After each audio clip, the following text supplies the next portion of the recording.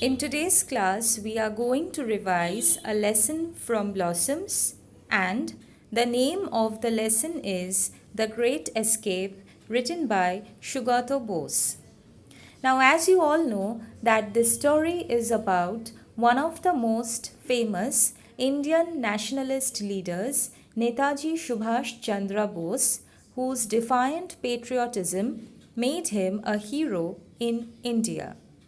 The Great Escape was meticulously planned by Netaji, who was under 24 into 7 surveillance of the British with his nephew Shishir. Now we are going to deal with the questions. So let's begin. Long answer type questions. Question number 1. Who was Netaji Subhash Chandra Bose? Part B of the same question. What happened in the year 1941? Now students, I shall discuss the answers with you all, but try to frame the answers using your own words, alright? So the first part's answer can be written in this way that Netaji Subhash Chandra Bose was one of the most famous Indian nationalist leaders who fought for India's independence from British rule. He was born on 23rd January 1897. His defiant patriotism made him a hero in India. The second part's answer can be written in this way that in the year 1941, the British government put Subhash under house arrest, which means they confined him in his own house. Okay? Question number 2. Who was Shishir? Part B of the same question. What task was assigned to him? So the first part's answer is the name of Subhash's nephew was Shishir. The second part's answer can be written in this way that Shishir's task was to help plan and carry out Subhash's escape from India. Shishir would have to drive his uncle in the dead of the night to a railway station far away from Calcutta. Question number 3. What additional excuse did Subhash have for meeting his nephew? Part B of the same question. What did they decide finally? So the first part's answer can be that Subhash had an additional excuse for meeting his nephew Shishir, who was good at operating the radio, and he helped Subhash listen to foreign broadcasts. You can write the second part's answer in this way that finally Subhash and Shishir decided to drive out in the most natural fashion through the main gate. Question number 4. What items were bought for Subhash and who bought them? So the probable answer is Subhash's nephew Shishir and Akbar Shah, who was a co-worker in the freedom struggle against British Raj, together went to a shop in central Calcutta where they purchased baggy salwars, a black fez for Subhash's disguise. Later, Shishir also purchased a suitcase, a bedroll, shirts, and pillows for his uncle. Right? Okay. Next, question number 5. How did Subhash and Shishir maintain total secrecy about their plan of escape? So the probable answer to this question is Subhash and Shishir did not reveal their plan of escape to anybody but maintained total secrecy about it. None of the family members knew anything except Subhash's niece, Ela, and a male cousin, Dijen. Question number 6. Who was Ashok? How did he help in Subhash's escape? So, in the first part, you have to write who Ashok was. Okay? The second part's answer can be written in this way that Subhash stayed for one day at Ashok's house at Barari near Dhanbad during his escape from India. Let's continue. Next we have short answer type questions. Question number 1. What was Subhash doing when his nephew entered his bedroom? So the probable answer is Subhash was reclining, which means he was leaning back on his pillows when his nephew Shishir entered his bedroom. Alright? Question number 2. Where did Shishir walk back that night? So the probable answer to this question is from Subhash's residence in Elgin Road, Shishir walked back that night to his own house at 1 Woodburn Park in a state of wonder and subdued excitement. Question number 3. How did Subhash dress himself up as Muhammad Ziauddin? So here you can write that Subhash had changed into his disguise as Muhammad Ziauddin and dressed in a long brown coat, baggy salwars, and a black fez. He also wore a gold wire rimmed spectacles. Next, question number 4. Why did Subhash not switch off the lights in his bedroom? So the probable answer to this question is that Subhash did not switch off the lights in his bedroom because he wanted to give the impression that he was still there, and in this way nobody would get to know about his escape. Right? Next, question number 5. Why did Subhash and Shishir share a few anxious moments together?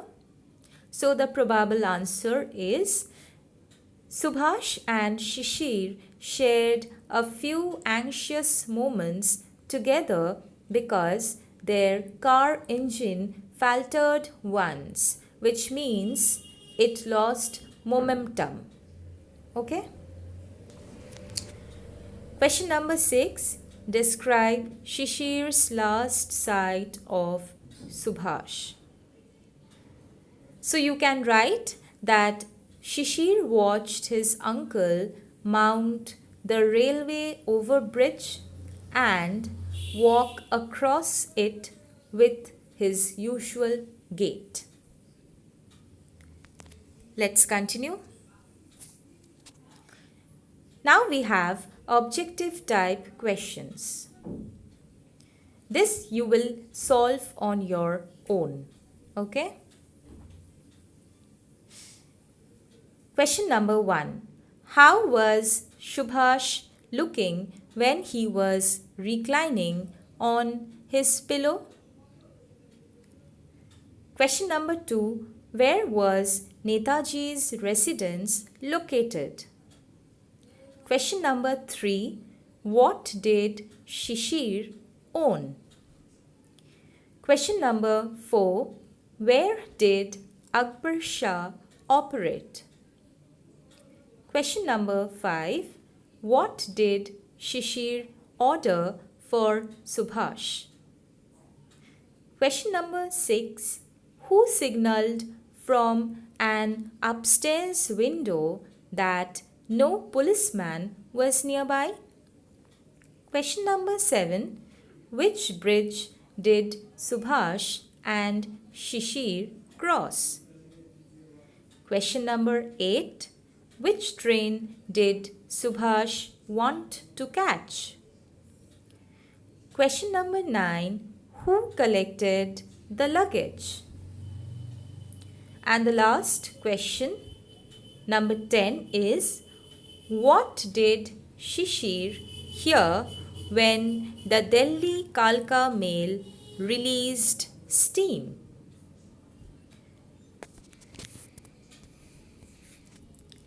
Now we are going to revise a lesson from grammar, and the name of the chapter is Agreement of the Verb with its Subject. So let's begin.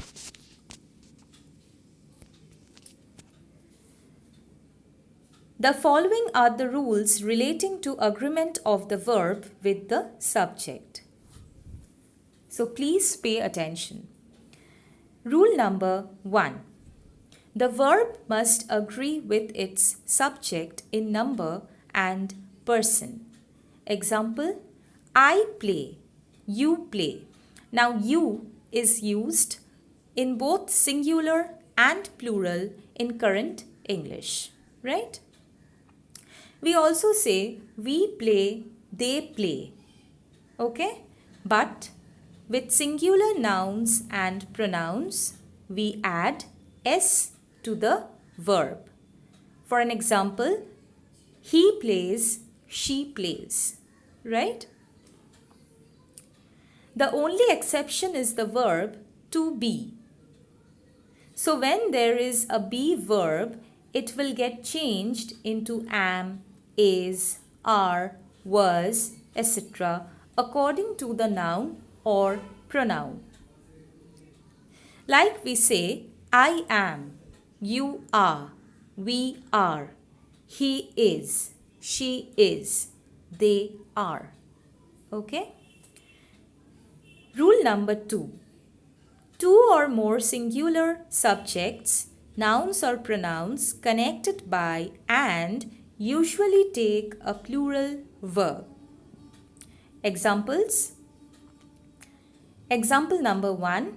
Time and tide wait for none. So here we can see that time is a singular subject and tide is another singular subject, and both are connected by and. In such a case, the verb will be plural. Okay? Ronnie and I are great friends. So here also Ronnie is singular and I is also singular. Both are joined by and. Therefore, we are using the plural verb are in this sentence. Rule number 3. If two singular nouns refer to the same person or thing, the verb must be singular in number. For example, my friend and benefactor has come. So why are we using a singular verb in this sentence?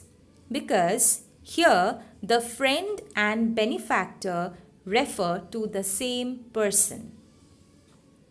Note, if different persons are referred to, the article should be used before each noun.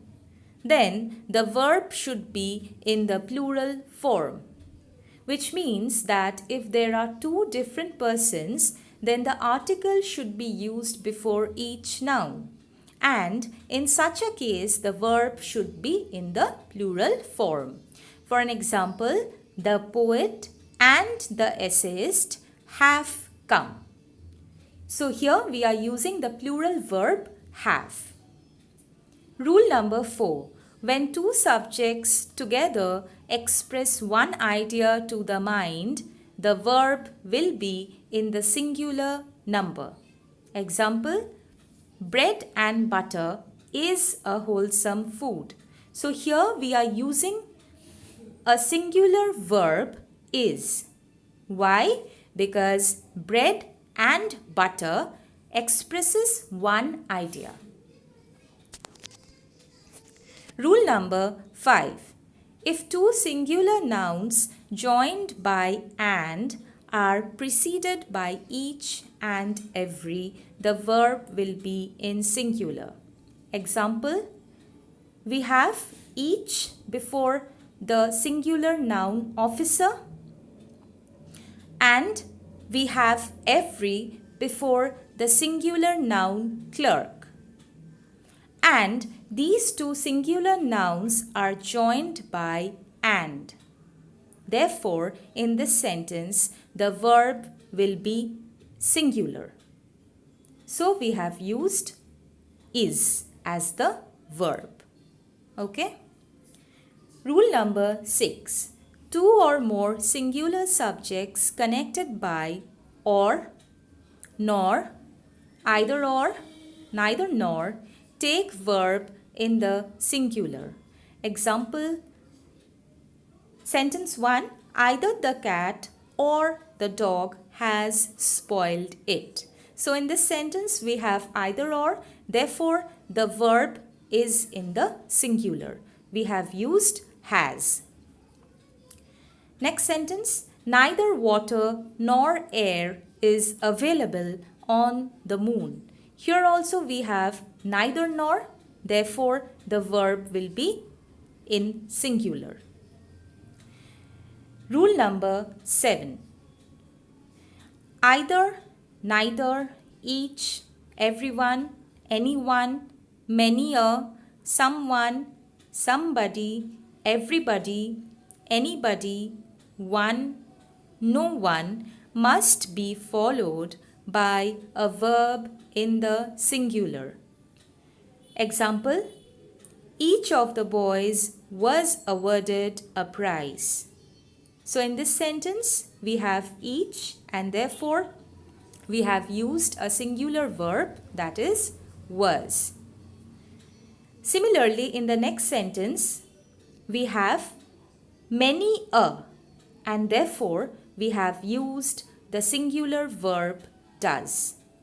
So the sentence is, many a man does not know his own interest. Okay?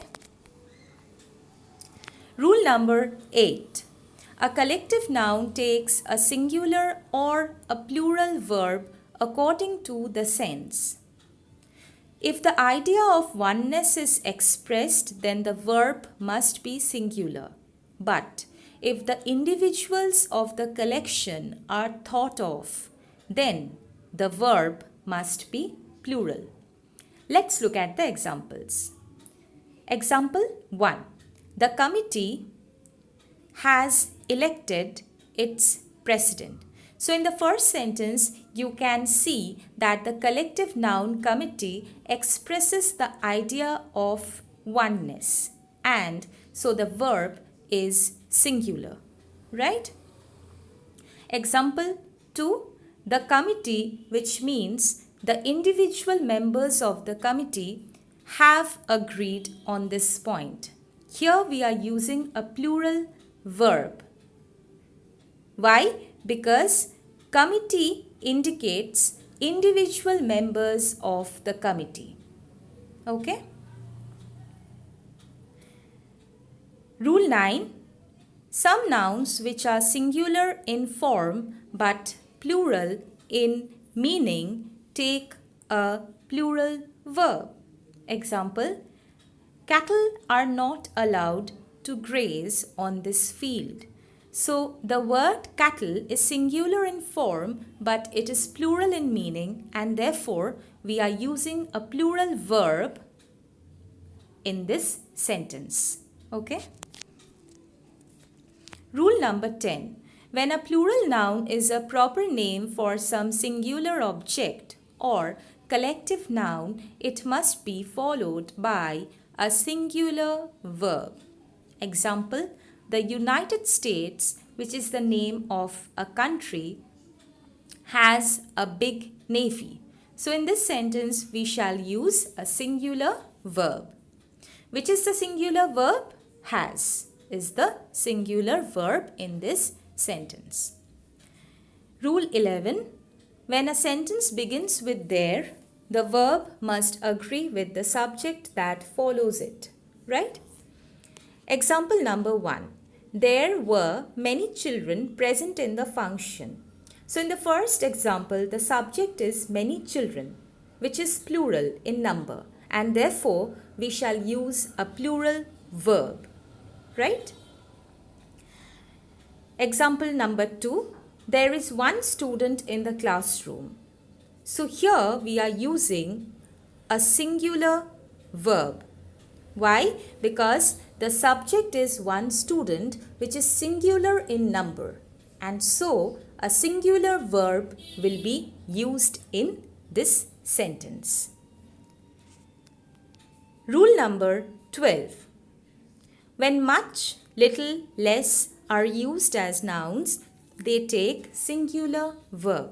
Example, much of his wealth has been wasted. So the singular verb in this sentence is has. Rule number 13. Phrases beginning with a crowd of, a flock of, a group of, a herd of, a regiment of usually take a singular verb. Let's look at the examples. Example 1. A group of robbers was arrested by the police. So in this sentence we have a group of, right? So therefore we are using a singular verb. Example 2. A flock of sheep is grazing near my house. So in this sentence also we have the phrase a flock of, and therefore we are using the singular verb is. Rule number 14. Often quite wrongly, the verb is made to agree in number with a noun near it instead of with its proper subject. Now this error should be avoided as shown in the following examples. Let's have a look at it. Example 1. The quality of apples was not good. So in this sentence, the subject is the quality, which is singular, right? And therefore, the verb must be singular. Example 2. One of the girls was absent yesterday. So here also we are talking about one particular girl who was absent yesterday, and therefore we shall use a singular verb in this sentence. Rule number 15.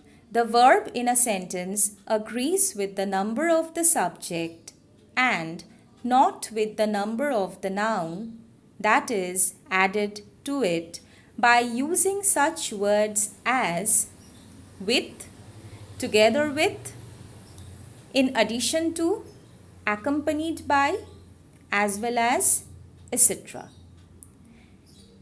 Let's have a look at the examples. Example 1. The captain with all his soldiers was killed. So in the first sentence, the subject is the captain, which is singular, and therefore we shall use a singular verb. So we have used was in this sentence. Example 2. The boys accompanied by their teacher are going for a picnic. So in the second sentence, the subject is the boys, which is plural, right? So therefore we shall use a plural verb. So the plural verb used in this sentence is are. Okay? Rule number 16. The following words like both, few, a few, many, several always take a plural verb. Example, Both of these guests have come late. Example 2. A few of these houses are still vacant. So, we have used plural verbs in these two sentences. Rule number 17. The following words like all, most, none, some take a singular verb when they stand for uncountable nouns. They take a plural verb when they stand for countable nouns. Let's look at the examples. Example 1. Most of the money has been spent. So money is an uncountable noun for which we are using a singular verb in this sentence. Example 2. 50 boys took the examination. All have passed. So here we have 50 boys, which is plural in number and it is a countable noun. So therefore we have used a plural verb in this sentence. The plural verb used in this sentence is have. Okay. Rule number 18. Some nouns which are plural in form but singular in meaning take a singular verb. Example, the news is true. Now here, news is plural in form but singular in meaning, so we have to use a singular verb in such a case. So here we have used is. Rule number 19. If a plural noun denotes some specific quantity or amount considered as a whole, right, then it takes a singular verb. Example, 10 kilometers is not a long distance. So here 10 kilometers is considered as a whole and therefore it has taken a singular verb, that is. Rule number 20. Some nouns which are singular in form but plural in meaning take a plural verb. Example, 12 dozen cost 100 rupees. So here we have used the plural verb cost, right? Exercise 1. The instruction given is fill in each of the blanks in the following sentences with the suitable word out of those given in brackets against each sentence. 1. Man and woman dash complementary to each other. Options is, are. 2. The leader as well as his brothers dash to the same tribe. Options belong, belongs. 3. The furniture dash sold today. Options are, is. 4. The accountant and the cashier dash been dismissed. Options has, have. 5. The crowd of people dash shouting again. Options were, was. 6. There dash 20 girls on the stage. Options is, are. 7. Either you or your brother dash spread this rumor. Options has, have. 8. Neither of the two candidates dash suitable for the post. Options is, are. 9. Many of these children dash absent yesterday. Options was, were. 10. Somebody dash stolen my wallet. Options has, have. Exercise 2. Correct the following sentences. 1. Much have already been said. 2. The cost of many essential items have gone up. 3. Let her goes boating. 4. Rahul and his sister is best friends. 5. Several girls were absent on Tuesday. 6. The Arabian Nights are still a great favorite. 7. The principal with all the teachers were present in the meeting. 8. Everyone know the real incident now. 9. Either you or he have stolen the necklace. 10. There are no certainty of his coming today. So girls, please go through all the rules carefully and solve the assignments. Thank you.